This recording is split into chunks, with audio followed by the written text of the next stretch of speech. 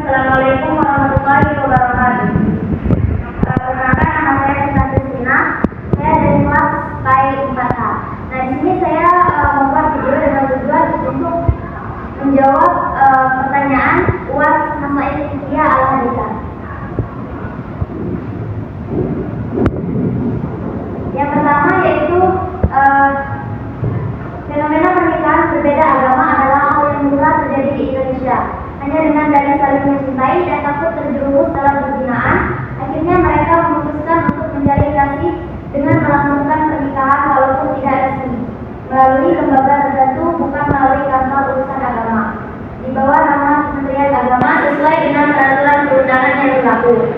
Walaupun terkadang mereka harus melangsungkan pernikahan berdasarkan dua agama secara terpisah, yakni secara Islam dan non-Islam. Nah, soalnya yaitu berikan analisis Anda terkait dengan kasus tersebut. Pernikahan beda agama di Indonesia merupakan fenomena yang tidak hanya melibatkan aspek hukum, tetapi juga agama, sosial, dan budaya.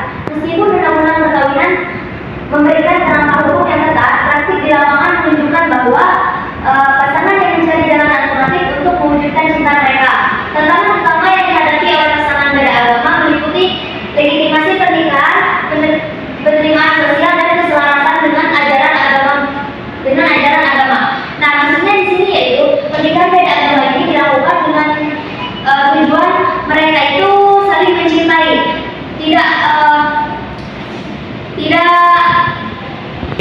walaupun mereka memiliki agama yang berbeda. Nah, jadi jika pernikahan ini dilakukan melalui lembaga negara atau tercatat oleh hukum negara, maka pernikahan itu tidak dianggap sah oleh negara.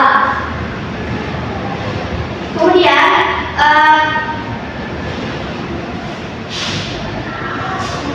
yang kedua yaitu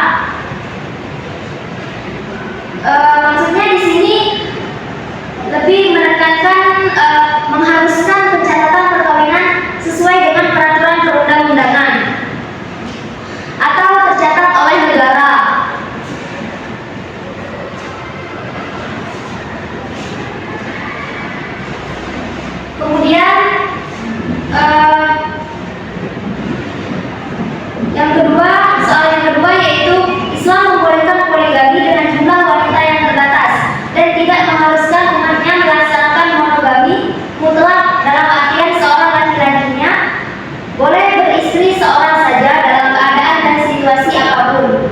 Poligami dilakukan sebagai jalan keluar untuk mengatasi penyaluran kebutuhan seks lainnya supaya tidak bermaksiat atau zina yang dilarang Islam atau sebab lainnya seperti mengurusi bidang usaha tertentu sehingga membutuhkan istri lebih dari seorang istri. Nah, soalnya yaitu, setujukah Anda dengan poligami? Saya setuju dengan poligami karena alasan tertentu. 3.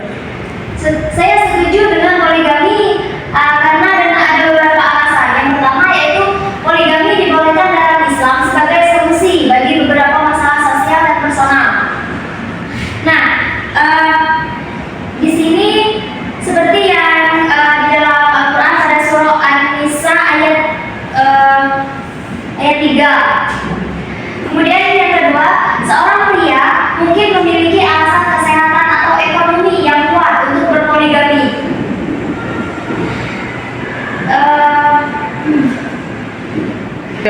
Nah, misalnya ada seorang istri dari pria tersebut, seorang istri itu tidak bisa memiliki anak. Nah, atas izin istri tersebut, seorang suami itu boleh menikah lagi dengan niat untuk memiliki keturunan. Kemudian yang ketiga ada poligami bisa menjadi jalan untuk menyalurkan kebutuhan seksual yang sah menurut agama Islam dan mencegah perbuatan zina yang dilarang oleh dalam Islam. Nah, poligami ini juga salah satu solusi untuk misalkan seseorang yang sudah beristri tetapi memiliki nafsu yang lebih terhadap wanita lain. Mungkin dengan berpoligami seorang suami tersebut bisa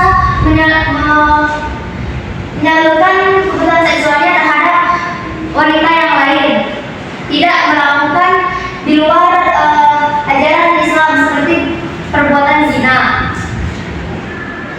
Kemudian karena pandangan hukum negara, undang-undang dan hukum Islam terkait kasus poligami. Hukum negara terkait kasus poligami diatur dalam Undang-Undang Perkawinan Pasal 3 ayat 2. Undang-Undang Perkawinan menyatakan bahwa pengadilan dapat memberi izin kepada seorang suami untuk beristri lebih dari seorang apabila dikehendaki oleh pihak-pihak yang bersangkutan. Nah, maksudnya di sini seorang suami itu boleh melakukan poligami, beristri lebih dari satu orang asalkan mengikuti aturan-aturan yang telah ditetapkan. Dan apabila seorang istri ini memberi izin kepada suaminya untuk melakukan poligami. Kemudian dari sudut pandang hukum Islam, poligami diatur dalam ajaran agama. Dalam Islam, poligami diizinkan dengan syarat-syarat tertentu seperti adil dalam memperlakukan istri-istri secara merata. Dalam Al-Quran surah An-Nisa ayat 3 menyebutkan bahwa seorang laki-laki boleh menikahi hingga 4 wanita, tetapi dengan syarat adil dalam perlakuan terhadap mereka. Nah, di sini maksudnya di dalam surah An-Nisa kan sudah dijelaskan bahwa seorang laki itu boleh melakukan menikahi hingga 4 wanita. Itu artinya poligami tidak dilarang oleh Islam, asalkan dengan syarat-syarat tertentu seperti memperlakukan istri-istrinya dengan adil. Kemudian tidak pilih kasih atas istri-istri yang telah dinikahinya. Aborsi, berikan pandangan Anda terkait aborsi dan bagaimana pandangan para ulama terkait dengan hal tersebut. Aborsi seringkali bergantung pada nilai-nilai moral, etika, dan keyakinan agama. Secara umum, aborsi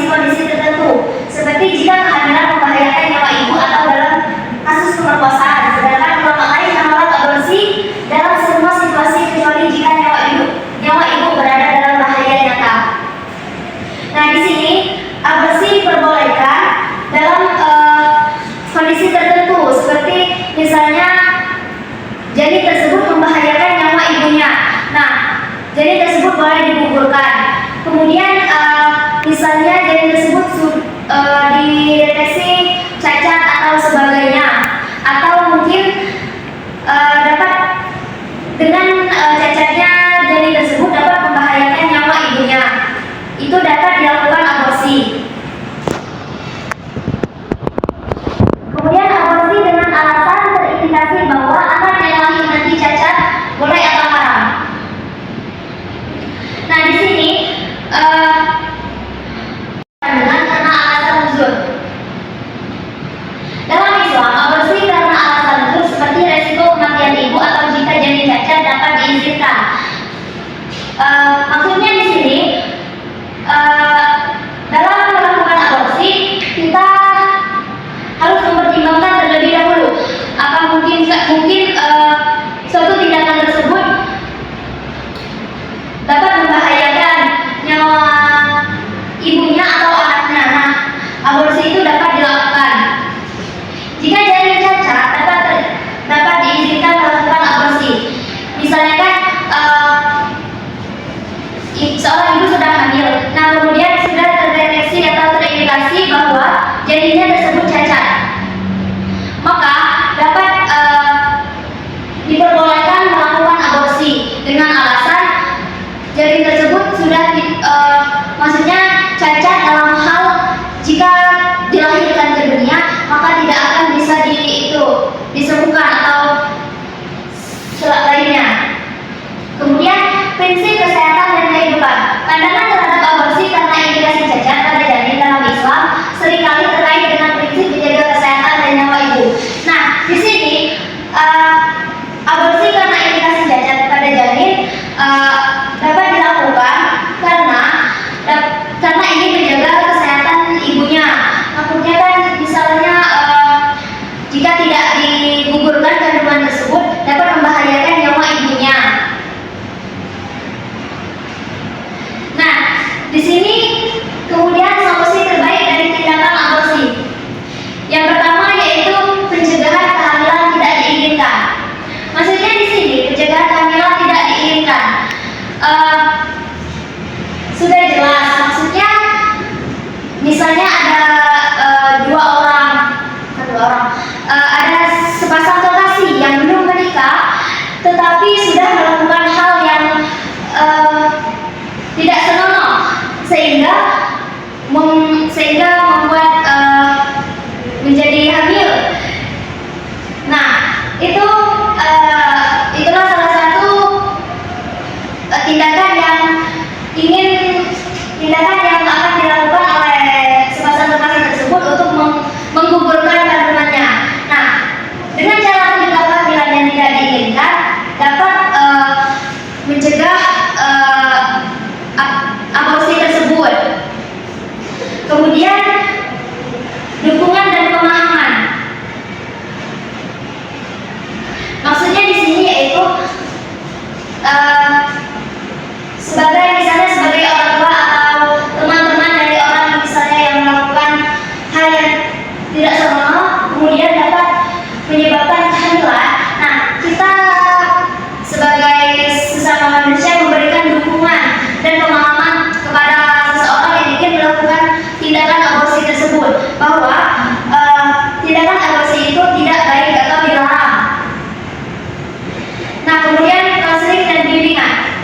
Sama halnya dengan dukungan dan pemahaman, konseling dan bimbingan ini kita memberikan bimbingan atau kita menyalurkan pendapat kita terkait dengan aborsi.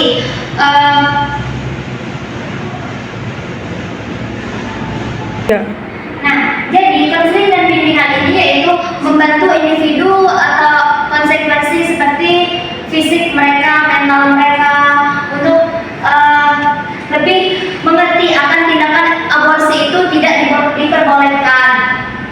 Kemudian pilihan alternatif. Maksudnya di sini yaitu memahami bahwa aborsi tersebut